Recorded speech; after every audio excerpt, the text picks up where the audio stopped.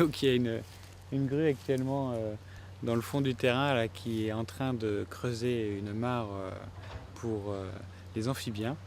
Alors tout a commencé en fait il y a 2 ans quand la LPO s'est engagée dans le programme d'action amphibiens et reptiles en Champagne-Ardenne.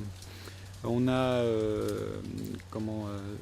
procédé à des inventaires en fait dans le secteur pour suivre les populations d'amphibiens.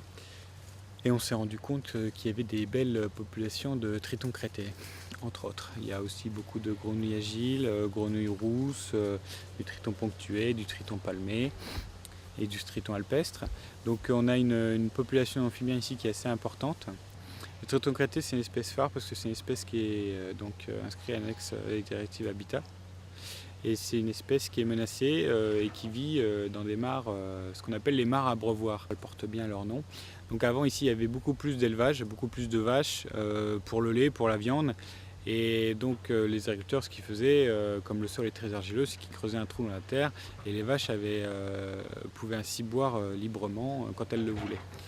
Et le problème c'est qu'avec la disparition de l'élevage, les mares ont été comblées et les sites de reproduction amphibiens ont disparu.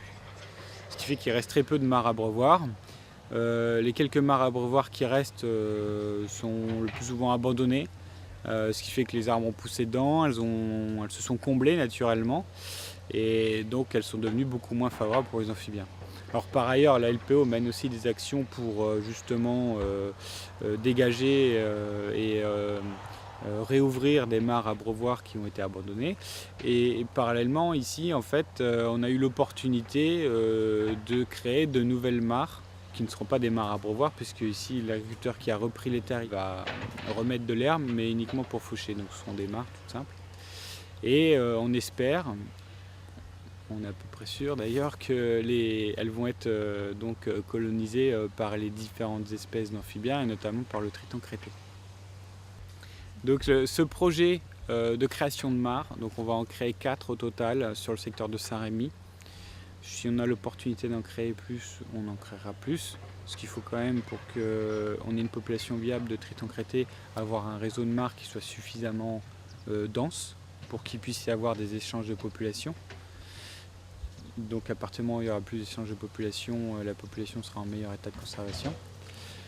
Donc ça c'est pour débuteurs en même temps, mais on espère bien justement continuer cette dynamique de création de mares, que ce soit dans le secteur de Saint-Rémy ou ailleurs en Champagne humide, justement pour recréer des milieux qui soient favorables à la protection des amphibiens.